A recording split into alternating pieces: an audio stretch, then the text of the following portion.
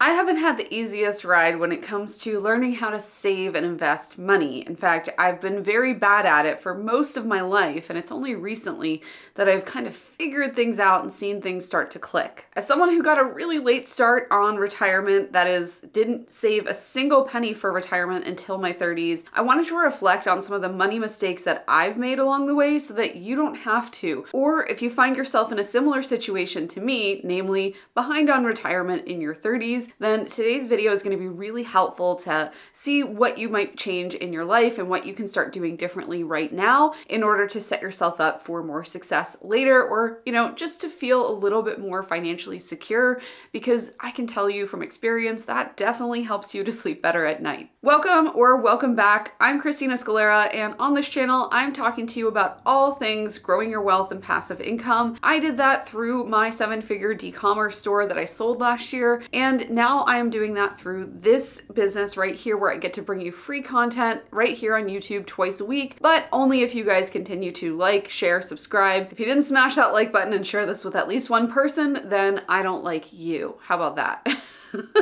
But all kidding aside, if there was a like button for you guys, I would definitely smash it every single day. And that's kind of what I get to do in the comments when you guys are asking good questions, or even just leaving a thoughtful response that something resonated, or sharing a story about your own life. I really enjoy hearing from you. So if you feel called to share or leave a comment, I would also love to have that one-on-one conversation with you down below. So I think when it comes to money and saving and money management, one of the biggest things that I've run into myself and with my clients is a fear not only of running out of money or a lack of money, but also a fear of being judged. When you get that overdraft notice in your bank account, it feels really personal, like a personal attack on you. If you are getting some kind of financial notification that isn't good, maybe you're behind on a payment, or maybe you didn't even mean to be behind, but you just forgot, or your auto pay, something didn't happen. It is that gut dropping, terrible feeling in the pit of your stomach. And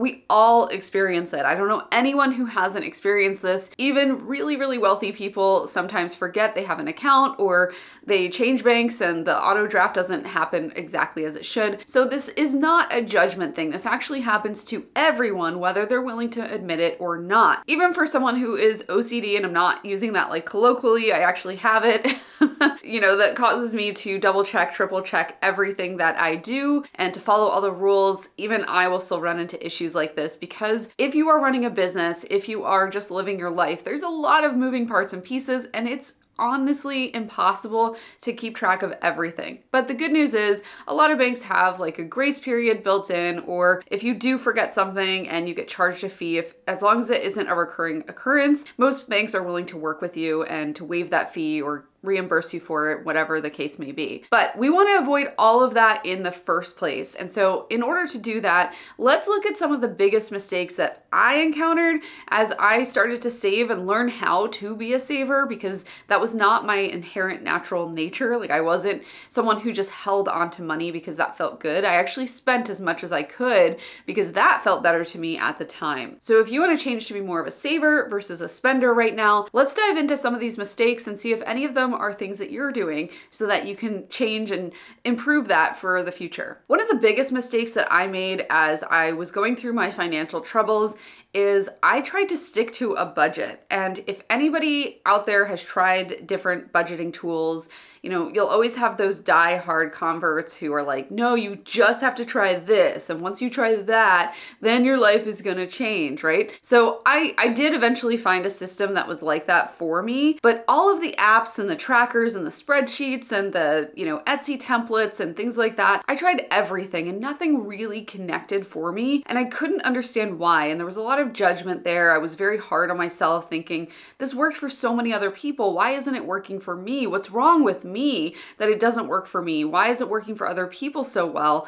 They must know something, or they must have something that I don't have. And honestly, I'm really glad that I did experiment with so many different tools, because it left no doubt in my mind when I finally did find the system that worked well for me, that was the right place for me to exert my efforts and work on managing my money better. So while lots of apps and trackers and tools didn't work for me, I did find that when I created a different bank account, a different checking account for each of my monthly or weekly, daily activities, that actually helped me a lot. What this looked like before for me was just one checking account, or maybe like 2 checking accounts at different banks because I opened one in college and I opened one this year, whatever. So that was the first system. There really wasn't a system. It was just like I would put money into an account as it got low from my business. That wasn't conducive to actually saving or, investing or anything that I actually wanted to do long term, because I would just see the money, it was in the account or not, or is overdrafted, whatever the situation might be. And that was really stressful. So what I switched to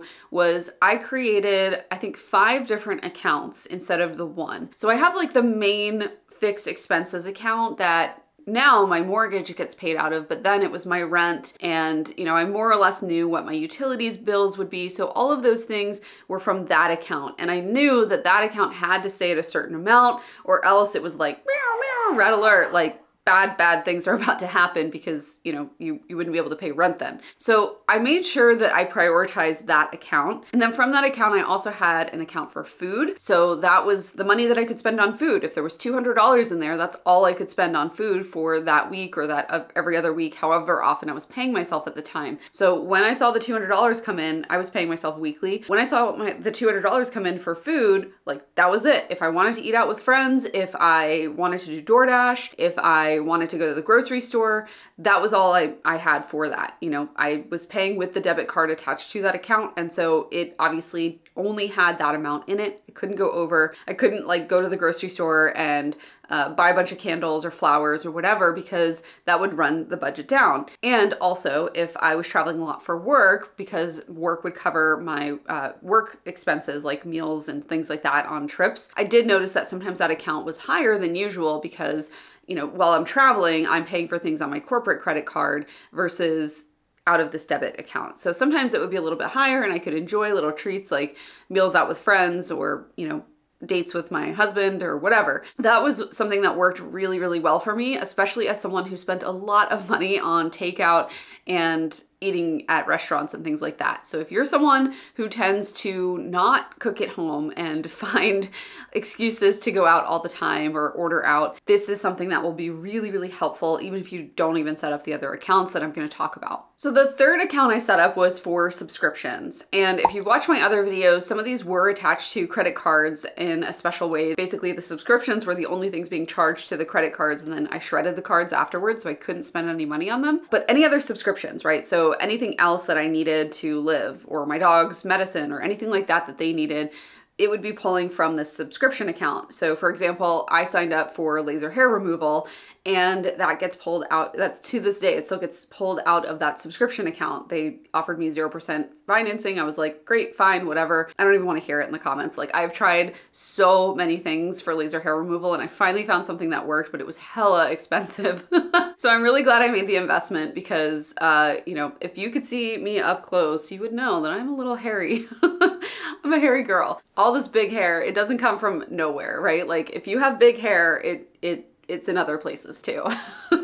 So that's an investment I would make again. But all that being said, I do have $200 that's coming out of that subscription account, more or less, for that laser hair removal every single month. So I know, because I have, this much going to my dog's medicine, this much going to my laser hair removal, this much for whatever other subscriptions I might have in there, I know that I have to have a certain balance that I maintain in that account just to pay for everything. So if I want to add another subscription, or, if I were to buy more services, more laser hair removal, something like that, I would know that I either need to increase that amount per month, like reallocate it from a different account, or I just can't afford it. So that was really helpful to help me see and keep my subscriptions in check, because we all know everybody wants you to subscribe to something. I mean, as a business owner, we know it's a smart business model, but it also can start to eat away at your bank account. So don't let it. Keep your power over this instead of the other way around, just by maintaining a handle on how much is coming out of your subscription account every single month. And then finally, the most important account that I think you can make is your fun account. This is an account that you get to spend on whatever you want. And there's a certain amount that you need to allocate into that every single month. Like, don't skip that. Don't be like, oh, it's like really tight this month. I mean, you can lower the allocation, but I do think that you should allot this because this was something that really helped me to learn how to become a saver instead of a spender. It was a reward to see that money building up in that account and know that I could spend it on anything I wanted, risk-free, like guilt-free, because as we all know, there's a lot of buyer's remorse that comes with overspending. So in this account, whatever you have available is what you can spend. So if you do want to spend more on bigger purchases or save up for that fancy handbag you have in mind, this is a completely guilt-free way to do that. And it's one of my favorite things that I look forward to seeing every single month. And in fact, I've actually just like started investing this money because I get such a kick out of watching those investments grow. So you really can use it in any way that you want if you want to continue to increase your income with it, or if you want to use it for something fun and exciting like a purse, like all good. And of course, these are the accounts that worked for me. And each of these checking accounts had a debit card attached to it, including checks, which I know most people don't use anymore. But because I live in two small towns, I live between a small town in Washington and a small town in Colorado,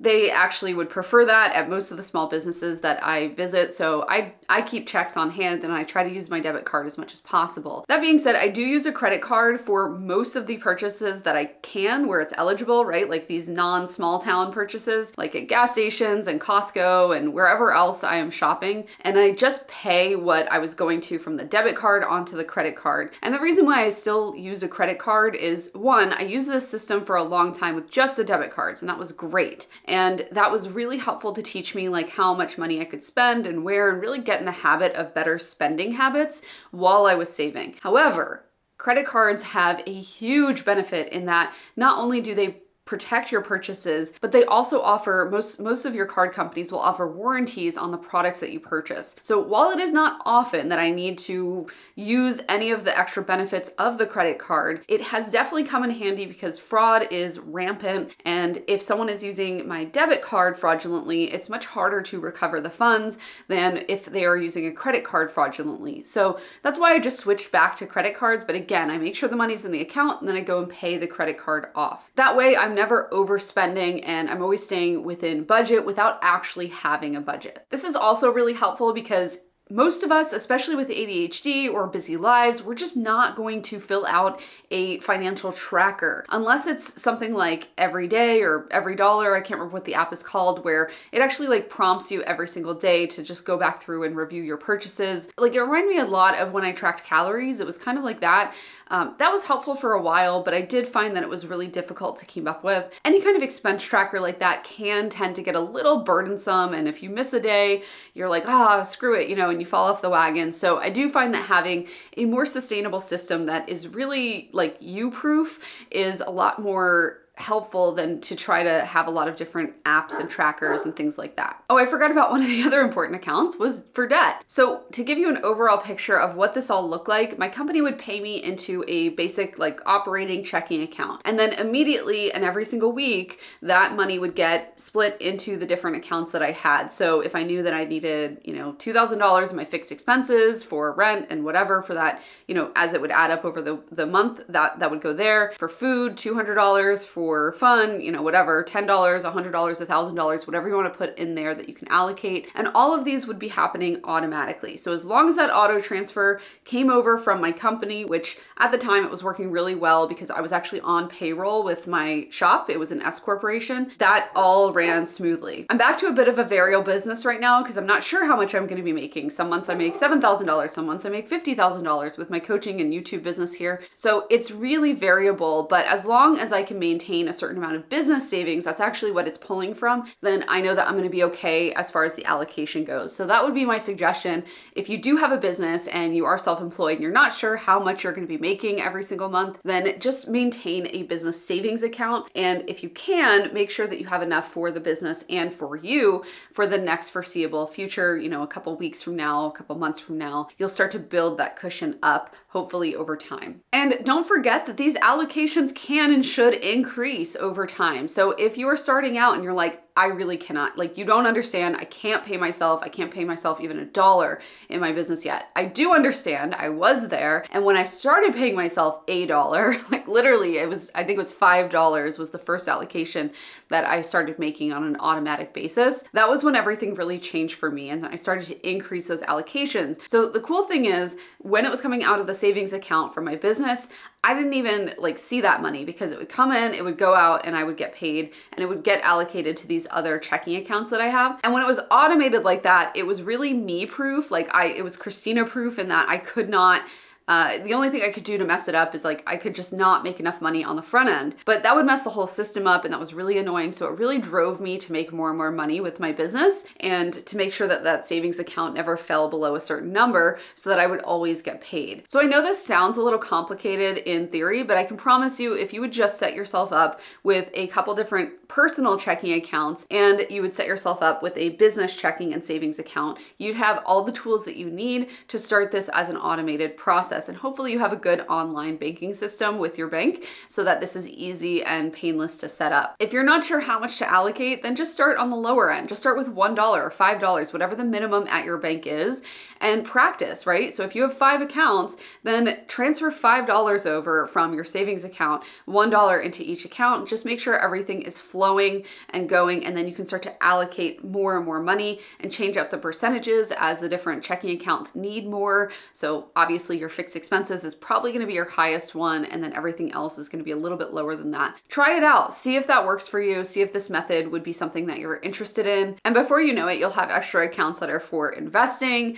that are for your emergency fund, that are for, you know, a new home purchase, like whatever it might be. This never happens unless it's automated. I can promise you that. You could have the best of intentions every single Friday, a calendar reminder on your calendar, but it is not going to happen every single week like clockwork unless you make it so. So if you are sick of all the trackers and apps and everything like I was, then try this system out. And if you have any questions about it, or if you think a deeper dive workshop might be helpful, let me know in the comments below. I would love to hear from you. Most importantly, please know that learning how to save and learning how to spend well, it is a learning game. It's something you're going to always be learning more and more about. So I would encourage you to stay curious and stay open-minded, try different things and find what works for you, because what works for your best friend is not going to be the same thing that really lights you up and keeps you motivated to keep saving. And if you want to see how I went from literally $5 in savings in my 30s to multiple 6 figures in the last 3 years, I am going to show you that in the video that just popped up on your screen. I'm not sure where it popped up, but you can watch that next, and that's going to be really helpful just to encourage you and show you what's possible once you have these accounts set up and you are tracking, you know, it's doing it for you, but you're tracking your expenses and saving and all that good stuff. So thank you again for watching. Bye everyone, and I will see you in the next video.